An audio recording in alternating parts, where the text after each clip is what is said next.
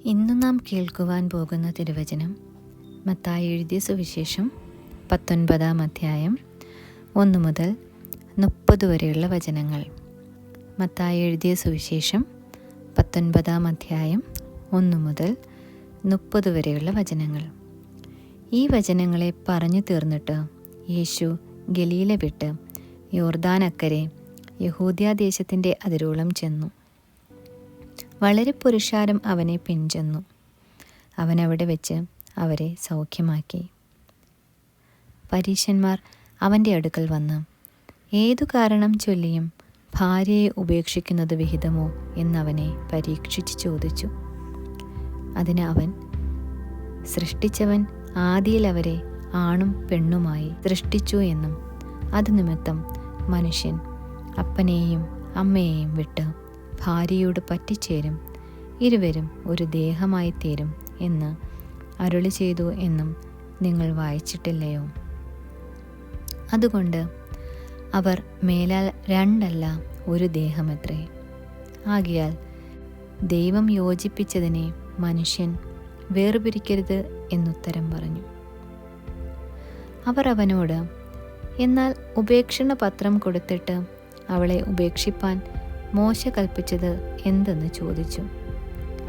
അവൻ അവരോട്, നിങ്ങളുടെ ഹൃദയകാഠിന്യം നിമിത്തമത്രേ ഭാര്യമാരെ ഉപേക്ഷിപ്പാൻ മോശ അനുവദിച്ചത്.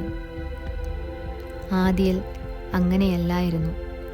ഞാനോ നിങ്ങളോട് പറയുന്നത്, പരസംഗം നിമിത്തമല്ലാതെ ഭാര്യയെ ഉപേക്ഷിച്ചു മറ്റൊരുത്തിയെ വിവാഹം കഴിക്കുന്നവൻ വ്യഭിചാരം ചെയ്യുന്നു.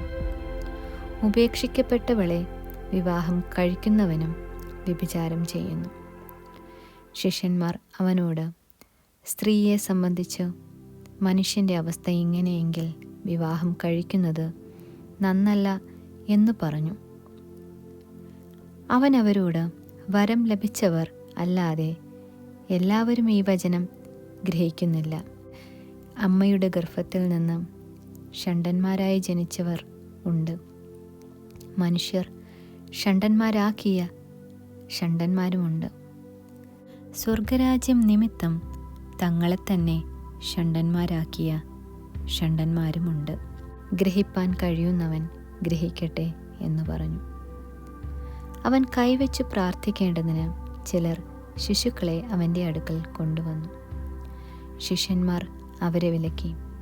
യേശുവോ, ശിശുക്കളെ എൻ്റെ അടുക്കൽ വരുവാൻ വിടുവിൻ, അവരെ തടുക്കരുത്.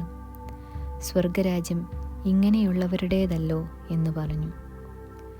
അങ്ങനെ അവൻ അവരുടെ മേൽ കൈവച്ചു. പിന്നെ അവിടെ നിന്ന് യാത്രയായി. അനന്തരം ഒരുത്തൻ വന്ന് അവനോട്, ഗുരു, നിത്യജീവനെ പ്രാപിപ്പാൻ ഞാൻ എന്തു നന്മ ചെയ്യണം എന്ന് ചോദിച്ചതിന് അവൻ, എന്നോട് നന്മയെക്കുറിച്ച് ചോദിക്കുന്നത് എന്ത്? നല്ലവൻ ഒരുവനേ ഉള്ളൂ. ജീവനിൽ കടക്കുവാൻ ഇച്ഛിക്കുന്നുവെങ്കിൽ കൽപ്പനകളെ പ്രമാണിക്ക എന്നവനോട് പറഞ്ഞു. ഏതെല്ലാമെന്ന് അവൻ ചോദിച്ചതിന് യേശു, കൊല ചെയ്യരുത്, വ്യഭിചാരം ചെയ്യരുത്, മോഷ്ടിക്കരുത്, കള്ളസാക്ഷ്യം പറയരുത്, അപ്പനെയും അമ്മയെയും ബഹുമാനിക്കുക, കൂട്ടുകാരനെ നിന്നെപ്പോലെ തന്നെ സ്നേഹിക്കുക എന്നിവ തന്നെ എന്ന് പറഞ്ഞു. യൗവനക്കാരൻ അവനോട്, ഇവയൊക്കെയും ഞാൻ പ്രമാണിച്ചു പോരുന്നു, ഇനി കുറവുള്ളത് എന്തെന്ന് ചോദിച്ചു. യേശു അവനോട്, സൽഗുണപൂർണനാകുവാൻ ഇച്ഛിക്കുന്നു എങ്കിൽ നീ ചെന്ന് നിനക്കുള്ളത് വിറ്റ് ദരിദ്രർക്ക് കൊടുക്കുക, എന്നാൽ സ്വർഗത്തിൽ നിനക്ക് നിക്ഷേപമുണ്ടാകും. പിന്നെ വന്ന് എന്നെ അനുഗമിക്ക എന്ന് പറഞ്ഞു. യൗവനക്കാരൻ വളരെ സമ്പത്തുള്ളവനാകിയാൽ ഈ വചനം കേട്ടിട്ട് ദുഃഖിച്ച് പൊയ്ക്കളഞ്ഞു. യേശു തൻ്റെ ശിഷ്യന്മാരോട്, ധനവാൻ സ്വർഗരാജ്യത്തിൽ കടക്കുന്നത് പ്രയാസം തന്നെ എന്നു ഞാൻ സത്യമായി നിങ്ങളോട് പറയുന്നു. ധനവാൻ സ്വർഗരാജ്യത്തിൽ കടക്കുന്നതിനേക്കാൾ ഒട്ടകം സൂചിക്കുഴയിലൂടെ കടക്കുന്നത് എളുപ്പം എന്ന് ഞാൻ നിങ്ങളോട് പറയുന്നു എന്ന് പറഞ്ഞു. അത് കേട്ട് ശിഷ്യന്മാർ ഏറ്റവും വിസ്മയിച്ച്, എന്നാൽ രക്ഷിക്കപ്പെടുവാൻ ആർക്കു കഴിയും എന്ന് പറഞ്ഞു. യേശു അവരെ നോക്കി, അത് മനുഷ്യർക്ക് അസാധ്യം, എങ്കിലും ദൈവത്തിന് സകലവും സാധ്യം എന്ന് പറഞ്ഞു. പത്രോസ് അവനോട്, ഞങ്ങൾ സകലവും വിട്ട് നിന്നെ അനുഗമിച്ചുവല്ലോ, ഞങ്ങൾക്ക് എന്ത് കിട്ടും എന്ന് ചോദിച്ചു. യേശു അവരോട് പറഞ്ഞത്, എന്നെ അനുഗമിച്ചിരിക്കുന്ന നിങ്ങൾ പുതുലോകത്തിൽ മനുഷ്യപുത്രൻ തൻ്റെ മഹത്വത്തിൻ്റെ സിംഹാസനത്തിൽ ഇരിക്കുമ്പോൾ നിങ്ങളും 12 സിംഹാസനത്തിലിരുന്ന് ഇസ്രായേൽ ഗോത്രം 12നും ന്യായം വിധിക്കും എന്നു ഞാൻ സത്യമായി നിങ്ങളോട് പറയുന്നു. എൻ്റെ നാമം നിമിത്തം വീടുകളെയോ സഹോദരന്മാരെയോ സഹോദരികളെയോ അപ്പനെയോ അമ്മയെയോ മക്കളെയോ നിലങ്ങളെയോ വിട്ടുകളഞ്ഞവന് എല്ലാം 100 മടങ്ങ് ലഭിക്കും. അവൻ നിത്യജീവനെയും അവകാശമാക്കും.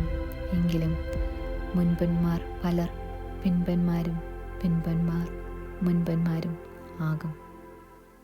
ആമേൻ.